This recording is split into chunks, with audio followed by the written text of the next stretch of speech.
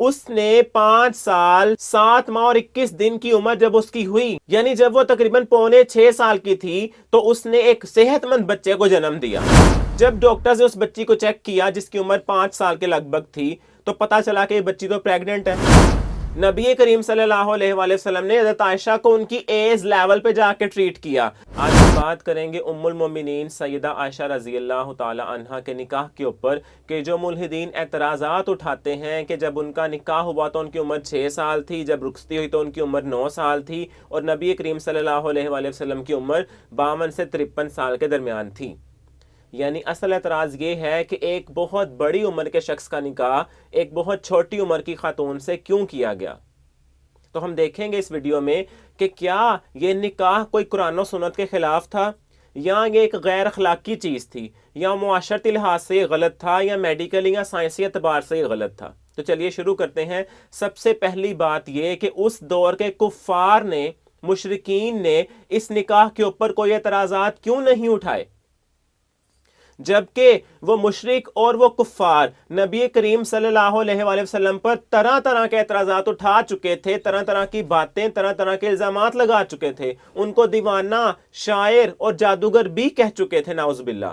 لیکن اگر یہ نکاح غلط تھا اس دور کے اعتبار سے، تو اس کے اوپر بھی اعتراضات اٹھانے چاہیے تھے، لیکن کوئی اعتراض نہیں انہوں نے بنایا۔ تو اس سے کیا بات ثابت ہوتی ہے کہ یہ نکاح بالکل صحیح تھا، جائز تھا، اس دور کے حساب سے بالکل ٹھیک تھا۔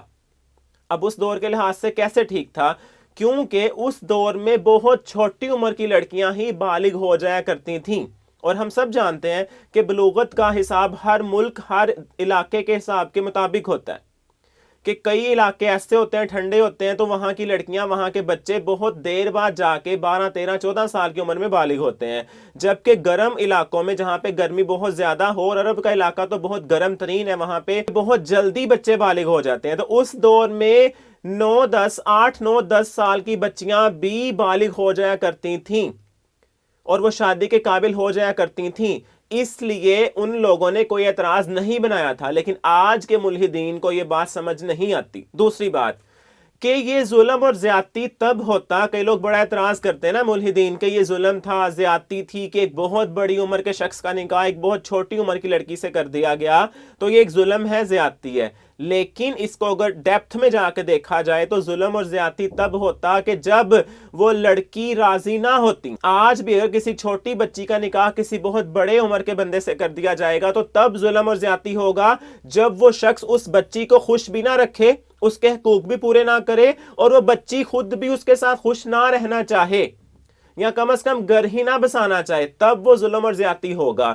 لیکن یہ ایک مثالی جوڑی تھی، ایک مثالی کپل تھا، جس کی مثال دنیا میں نہ کبھی تھی اور نہ کبھی ملے گی۔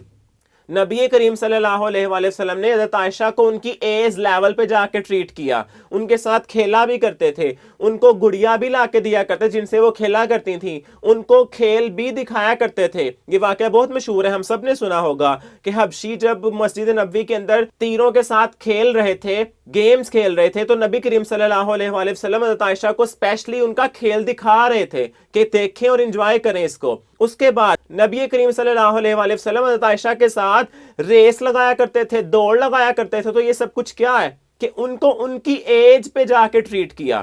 ایک بڑی عمر کی لڑکی کو اس کے مطابق، اس کی میچورٹی کے مطابق ٹریٹ کیا جاتا ہے، جبکہ وہ بچی تھیں، چھوٹی عمر کی تھیں، اس لیے ان کو ان کے مطابق ٹریٹ کیا جاتا تھا، اور ان کے مکمل تمام حقوق ادا کیے گئے۔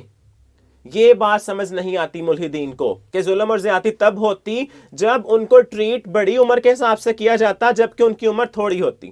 خیر آگے چلتے ہیں۔ ملحدین کا سب سے بڑا جو مین مسئلہ وہ یہ ہے کہ میڈیکلی وہ کہتے ہیں کہ چیز صحیح نہیں ہے، کہ بہت چھوٹی عمر ہے اور نکاح کر دیا گیا، واٹ ایور۔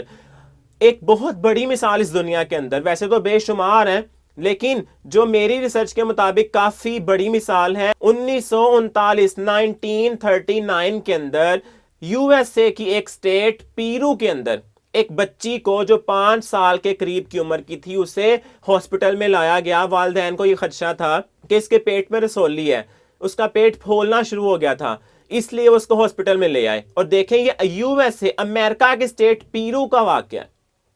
جب ڈاکٹرز نے اس بچی کو چیک کیا جس کی عمر 5 سال کے لگ بھگ تھی، تو پتا چلا کہ یہ بچی تو پریگننٹ ہے۔ والدین بہت حیران ہوئے اور میڈیکل سائنس کو دھچکا لگا کہ اتنی کم عمر کی لڑکی کیسے پریگننٹ ہو گئی۔ خیر اس نے 5 سال 7 ماہ اور 21 دن کی عمر جب اس کی ہوئی، یعنی جب وہ تقریباً 5.25 کی تھی، تو اس نے ایک صحت مند بچے کو جنم دیا۔ اور اگر ہم حساب لگائیں تو جب وہ پریگننٹ ہوئی ہوگی اس کی عمر 4 سال اور 10 مہینے کے قریب تھی، اور اس نے 5 سال 7 مہینے 21 دن کی عمر میں اس بچے کو جنم دیا۔ تو اس سے کیا بات ثابت ہوتی ہے کہ میڈیکلی اس میں کوئی مسئلہ نہیں ہے۔ وہ بچہ بڑا ہوا 40 سال کی عمر کو پہنچنے کے بعد فوت بھی ہو گیا، جبکہ وہ بچی جس کا نام لینا میڈینا تھا وہ 83 سے 84 سال کی عمر کو پہنچی، اور وہ بالکل صحت مند تھے دونوں، ماں بھی اور بچہ بھی۔ تو اس سے کیا ثابت ہوا کہ چھوٹی عمر کا نکاح ہو، شادی ہو، یا کوئی بچی حاملہ ہو جائے تو اس میں کوئی میڈیکلی مسئلہ نہیں ہے۔ تو یہ اعتراض بے بنیاد ہے۔ قرآن و حدیث کی اگر ہم بات کریں اس میں بلوغت کی شرط ہے ہی نہیں۔ نکاح بلوغت سے پہلے یعنی کہ بالغ ہونے، حیض آنے سے پہلے بھی کیا جا سکتا ہے، اس میں کوئی قباحت نہیں ہے۔ اور یورپ اور امریکہ میں کتنی ہی ایسی بچیاں ہیں جو 10 سال سے پہلے ہی ماں بن چکی ہوتی ہیں۔ وہ ایک علیحدہ چیز ہے کہ وہ جائز طریقے سے بنی ہو یا ناجائز طریقے سے، لیکن 10 سال سے پہلے ہی وہ ماں بن چکی ہوتی ہیں، پریگننٹ ہو چکی ہوتی ہیں۔ تو اگر آپ گوگل پہ یا یوٹیوب پہ جا کے سرچ کریں تو آپ کو کئی ایسے کیسز ملیں گے جو 10 سال سے پہلے ہی ماں بن گئیں۔ تو اس میں کوئی قباحت موجود نہیں ہے۔ رہی بات یہ کہ کچھ لوگ یہ بھی کہتے ہیں ملحدین کہ اس ایج میں، چھوٹی عمر میں 9-10 سال کی بچی کو تو سینس ہی نہیں ہوتی، عقل ہی نہیں ہوتی، وہ گھر کیسے چلائے گی؟ تو عقل کا تعلق عمر سے نہیں ہوتا۔ عرفہ کریم نے 9 سال کی عمر میں جا کے بل گیٹ سے ملاقات کر لی تھی، وہ سافٹ ویئر انجینئر بن چکی تھی 9 سال کی عمر میں، اور یہ پاکستان کا واقعہ ہے۔ محمد بن قاسم نے 17 سال کی عمر میں سندھ کو فتح کر لیا تھا، جبکہ اب یہاں پہ پاکستان میں 18 سال کے بچے کو میچور مانا جاتا ہے، اس کا آئی ڈی کارڈ بنایا جاتا ہے، لیکن وہ 17 سال کی عمر میں ہی جا کے سندھ فتح بھی کر چکا تھا۔ تو یہ باتیں کیا ثابت کرتی ہیں کہ عقل کے ساتھ تعلق نہیں ہے عمر کا۔ کئی دفعہ چھوٹی عمر کے بچے بھی بہت زیادہ بڑا کام کر جاتے ہیں، اور اس بات کی کیا گارنٹی ہے کہ ایک بڑی عمر کی لڑکی جس کی عمر 19 یا 29 یا 30 سال ہو وہ اپنا گھر بسائے گی؟ ممکن ہے کہ وہ 30 سال کی عمر کے بعد بھی جب اس کی شادی ہو تو اپنا گھر اجاڑ کے بیٹھ جائے، لیکن عائشہ رضی اللہ عنہا نے اپنا گھر بسا کے دکھایا چھوٹی عمر میں بھی۔ تو یہ باتیں کیا ثابت کرتی ہیں کہ اس میں کوئی مسئلہ ہی نہیں ہے، یہ اعتراض بنتا ہی نہیں ہے۔ اور نبی کریم صلی اللہ علیہ وآلہ وسلم نے جو نکاح بڑی عمر کی خواتین سے کیے ان کے اوپر تو کبھی اپریشیٹ نہیں کیا ملحدین نے، کہ جو بیواؤں سے، جو متعلقہ عورتوں سے شادیاں کی اس کے اوپر تو کوئی بات ہی نہیں کرتے، لیکن اگر ایک چھوٹی عمر کی لڑکی سے شادی کر لی تو یہاں پہ اعتراضات کھڑے کر دیے۔ فرض کریں کہ ایک ہم عمر لڑکا جس کی ایج اس لڑکی کے لگ بھگ ہی ہو، یعنی کوئی 2-4 سال کا فرق ہو، اس سے شادی کر دی جائے، تو کیا گارنٹی ہے کہ وہ لڑکا اس لڑکی کو خوش رکھے گا اور وہ ایک مثالی کپل بنے گا؟ اس بات کی کوئی گارنٹی نہیں ہے، لیکن یہ ایک مثالی کپل تھا، اس کی مثالیں دنیا میں کہیں نہیں ملتی، نہ کبھی ملی تھیں اور نہ ملیں گی۔ تو شادی کے لیے ایج ڈیفرنس کا ہونا کوئی میٹر نہیں کرتا، کوئی اہمیت نہیں رکھتا یہ۔